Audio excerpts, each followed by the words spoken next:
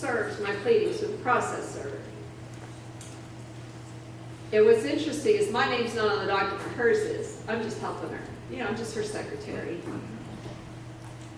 I already know what's going to come back. They're going to try to plead sovereign immunity. They're going to try to do their little deceptive trade practice and make her think that she doesn't have the right to a remedy for her unlawful confinement. Criminally prosecuting her for 2 years where they got bonds rolling in the background. We found the securities. Now we got her for securities fraud. I mean, there's just such a big case, right? Guess what Ken Paxton does? His office defends the action of the judge. Defended him. Guess what I did? Because you have the ability to respond, but that's kind of a waste of time. What you need to do is amend the pleading and make the changes you need to make and amend it. So that's what I did. I amended it, and I added Ken Paxton as a co-defendant, as an accessory after the fact, by protecting the crimes of the deep state agent known as the magistrate in that court. You think Ken Paxton's happy being an accessory after the fact? I know, right? Who did that? Nobody. But that amended pleading is also on my thumb drive, so you get to see what it looks like. I'd love to read it to you right now. Is it in that? It would be underneath the federal court. Let's see if we can find it and play it for you. Hold on. Is it one of those or? No, it's not. It's under the Bonnie Strait. No, hold on. It should say additional documents by Bonnie. Thank you. Look under Bonnie Strait. It may not be there. Bonnie, what are you suing each of them for? Well, it's a trespass. That's the one that's revised. It's revised or amended. It says Amy revised Yes. first amended. Right there? Yeah, click on that one. Let's see if that's it.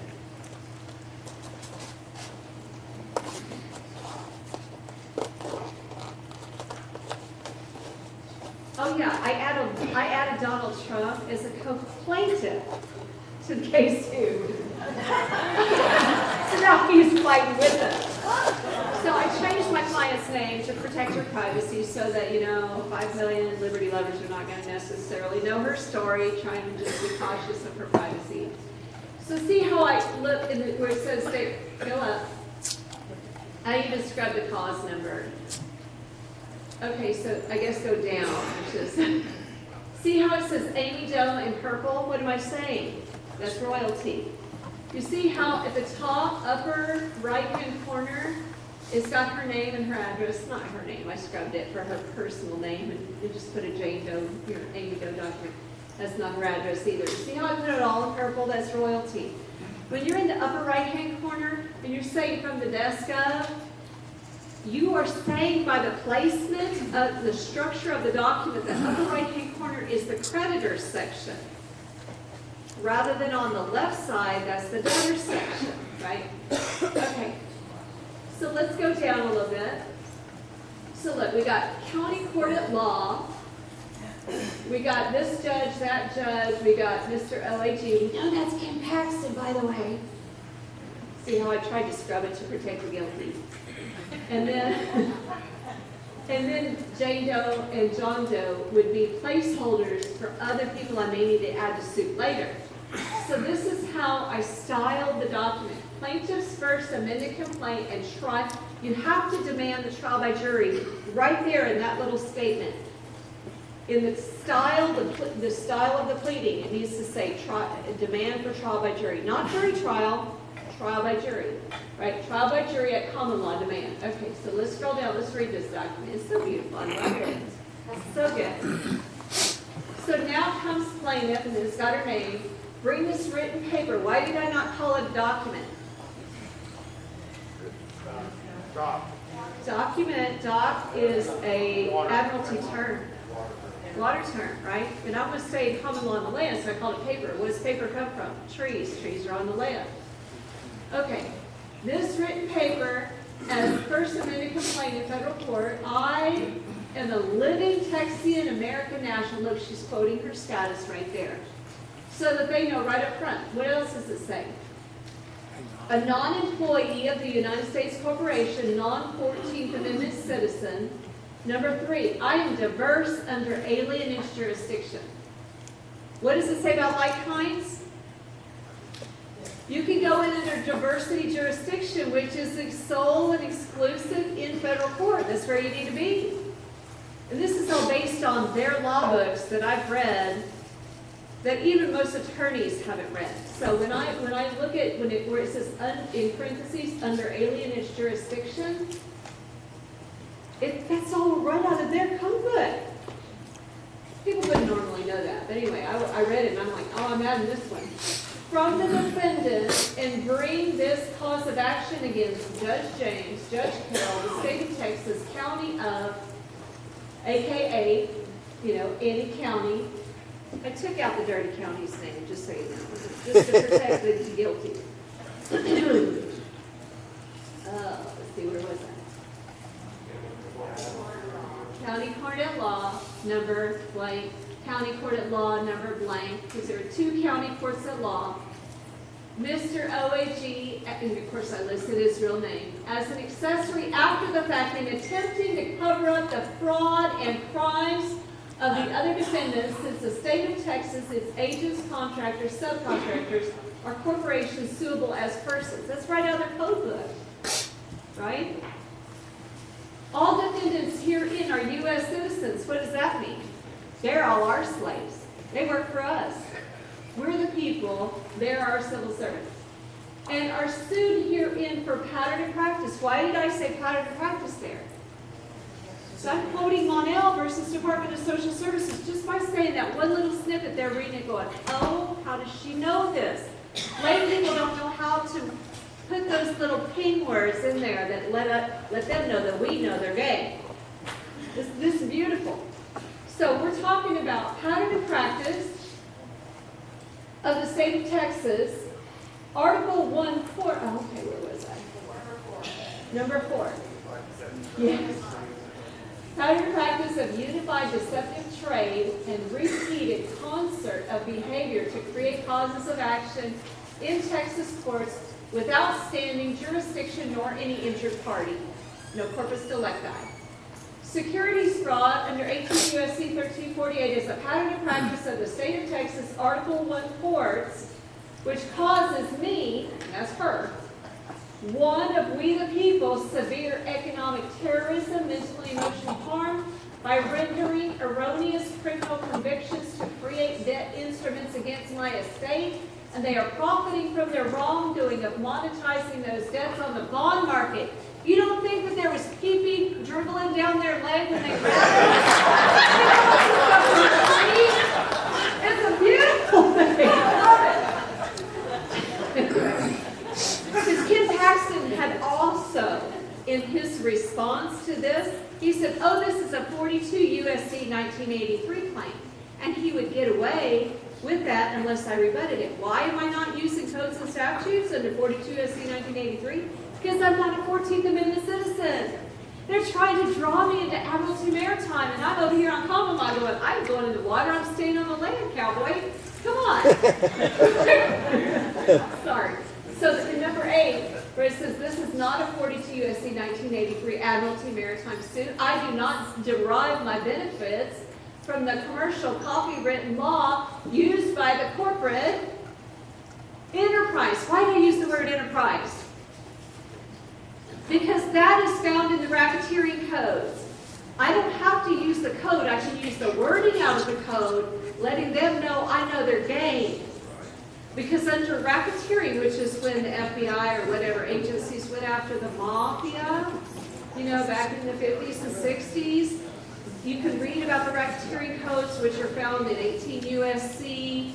1960 through 1968, and how it's an enterprise. It calls it specifically an enterprise, which is why I'm doing it. This is racketeering 101. What is racketeering? Creating a scheme to make money illegally. Does that make sense? Okay. So moving on. Enterprise. I'm a non-resident alien. What does that mean? A non-resident alien means that you're not a resident. What's a resident? Someone temporarily there to do business. Well, you're saying, I'm operating in the private as a non-resident. You're not operating in commerce. You're operating in the private. What's an alien? You're foreign to them because they're the corporation. They're the Walmart. And you're not an employee of them. Therefore, you're alien to it. See how that works? So it's appropriate for them to call you a non-resident alien because they're hoping that you'll say, I'm not alien. Yes, you are. You're foreign to them. You're not one of their corporate Walmart slaves. Okay. Sorry, I'm talking faster because I know y'all don't want to be here till 7:30, do you? You don't? You said earlier you want to keep going. Okay. All right. I'm a non-resident alien to the corporation as a living being with flesh and blood and a soul, a creation of Yahweh. Boom, I just went over their head, right? When you start talking about God in your pleadings and where your power comes from and who you are, you know we're sovereign. Where does sovereignty come from? You're not a sovereign citizen because a sovereign citizen is an oxymoron. A sovereign is a king and a citizen is a slave, and you can't be a king's slave, right? But a sovereign, your sovereignty comes from your connection with Christ. He calls you a joint heir with him. It's your connection to Christ that makes you sovereign. Christ calls us his brethren. This is all in the Bible. That's where your sovereignty comes from. The Magna Carta calls the king, then call the people sovereign. There you have it. I'm not a sovereign citizen, I'm sovereign. Anyway. Okay. So, flesh and blood, soul, a creation of Yahweh. Boom. That which one creates, one controls. God made you. God has control of you, right? My rights come from Yahweh. He is my judge, my lawgiver, and my king. And I'm quoting scripture. You think those Satanists like scripture that sit up there in the office? You just go over their head. Are they going to argue with God and his word? You see how strong that is?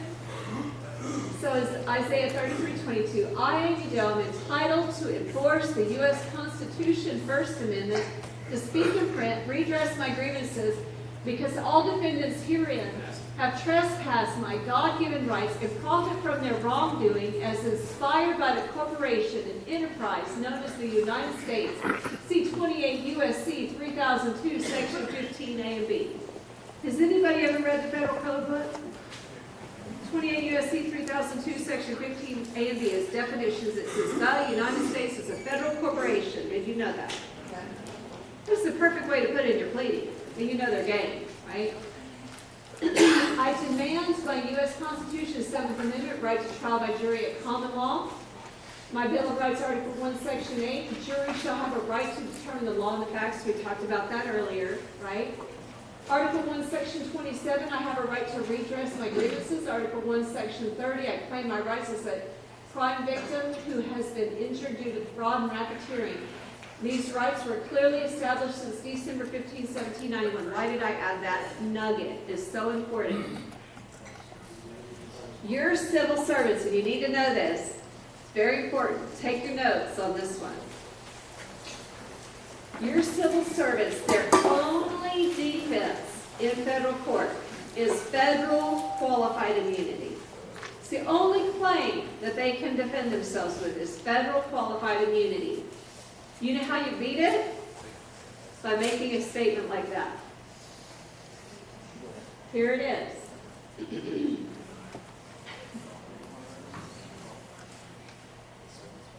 Injured due to the fraud, we're in number 11.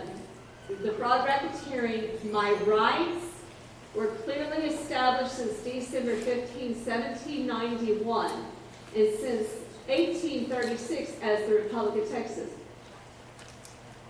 Qualified immunity, here's how it works. Qualified immunity is that a law enforcement officer or other civil servant could claim federal qualified immunity. And here's how it works. If the law was not clearly established at the time and they were unaware of it. So do you think that the racketeering and the fraud and the rights to redress your grievances that have been around since 1791 that any law enforcement officer can say, I didn't know. I didn't know. It's new to me. Really, it's been around since 1791. You can't use federal qualified immunity. So that's how you trump any kind of defense that they're going to come at you with. We're playing a chess game here. Guess who's going to win? I'm going to put all these nuggets in. They're going to trump all their defenses. And now they have to rebut that.